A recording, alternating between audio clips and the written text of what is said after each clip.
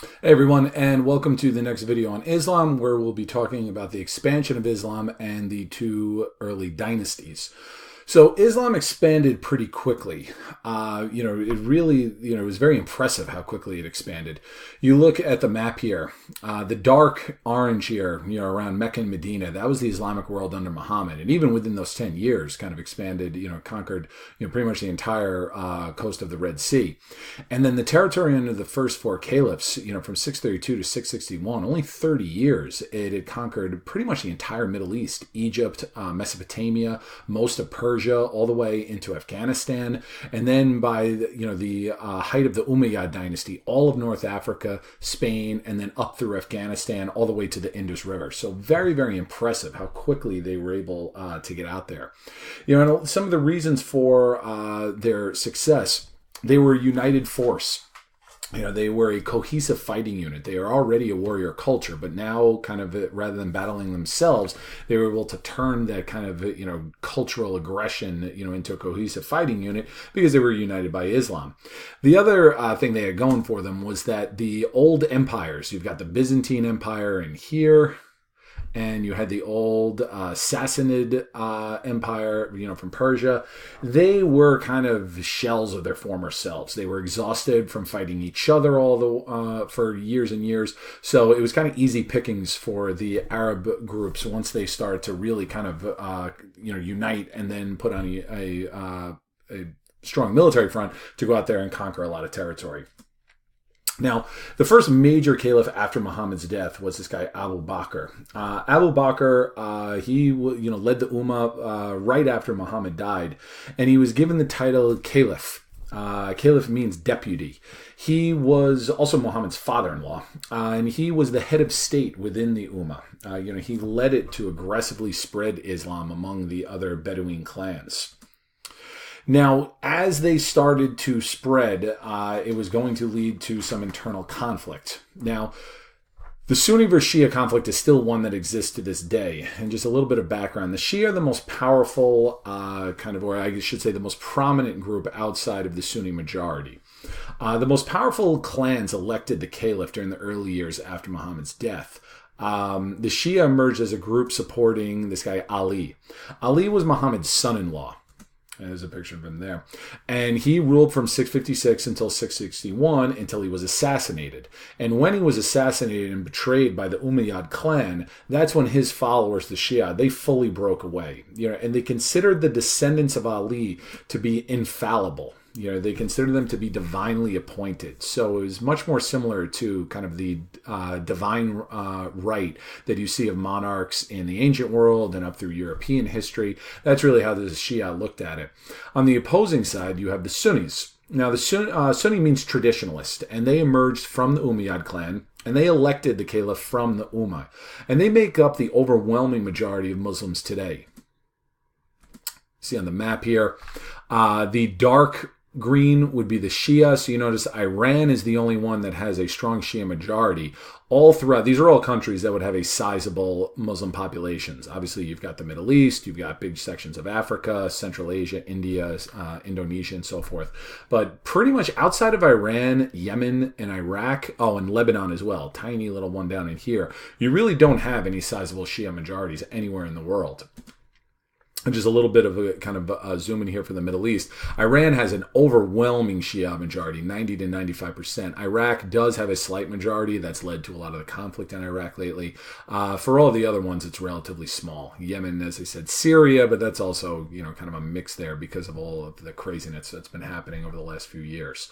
But it's a nasty rivalry, unfortunately, and it's led to some very tragic results even into the modern era, whereas, Sunnis and Shiites, hardline extremists on both sides, don't even consider the other to be truly Muslim. Now, I mentioned before the Umayyad dynasty. The Umayyads were a powerful clan from Mecca, and they ruled, let me put this over here, so from about 661 to 750. Right, and they moved the capital to Damascus. Damascus is a city in Syria, You see, you got Syria, Iraq, Jordan, Israel, right, with the modern day borders. Unfortunately, it's been the epicenter of a horrible conflict with the Syrian civil war and then ISIS taking over that territory. But they implemented a very tightly centralized rule, and they showed extreme favoritism towards Arabs. Arabs were the only ones who could serve in the upper levels of both the government and the military. They also implemented a very aggressive expansion, and with the expansion, it kind of brought them into conflict with, other people, obviously. And they weren't always, kind of horrible oppressive leaders. They allowed conquered people to practice their own religion, but they did insist on a tax. They levied a tax called the jizya. And for non-believers, particularly the dhimmi, Jews and Christians, people of the book, as long as you paid the tax, you were allowed to practice openly. But if you didn't convert and you didn't pay the tax, it could result in violence. They were not completely, just live and do your own thing. But in any event, because of the extreme favoritism showed to Arabs and because of, the second-class status that non-Arabs felt, eventually it led to some extreme discontent.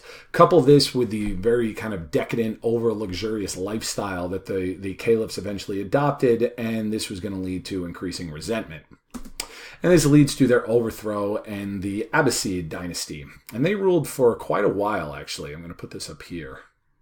750 to 1258.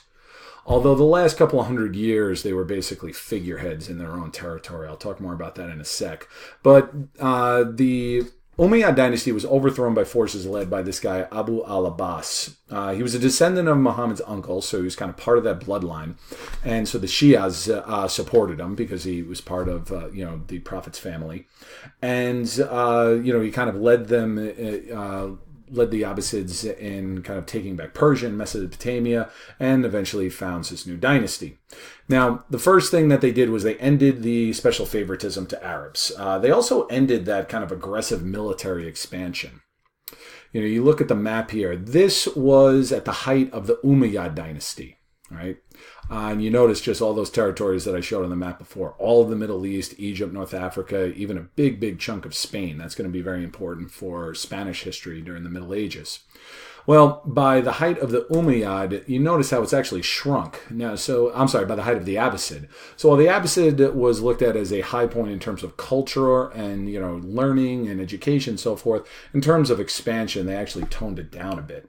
They also moved the capital from Damascus to Baghdad, which is the capital of Iraq today.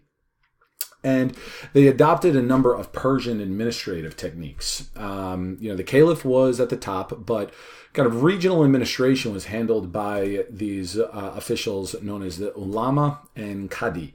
The ulama were the scholars. Neither of them were priests. Islam doesn't really have a strong priest class. They have imams that can be spiritual guides, but they don't necessarily have priests. And so the ulamas were scholars and the qadis were more judges. Now, the high point of this civilization came during the reign of Harun al-Rashid. At that time, Baghdad was just so wealthy because of trade. He was a patron of the arts and the sciences and so forth. He was kind of, the leader during the golden age of the Abbasid dynasty. Shortly after his death, the Abbasid dynasty went into decline. Civil war broke out after his death, until by the 10th century, you had a group called the Seljuk Turks that were coming in from this neck of the woods in Central Asia and started to work their way in. They eventually took control in the mid-11th century. The Abbasid caliphs used them as backup against peasant rebellions, until eventually the caliphs just became figurehead rulers until they were fully overthrown by the Mongols about 200 years later. All right, so that is all I'm going to say for this one, and we'll talk about Islamic economy and society in the next one.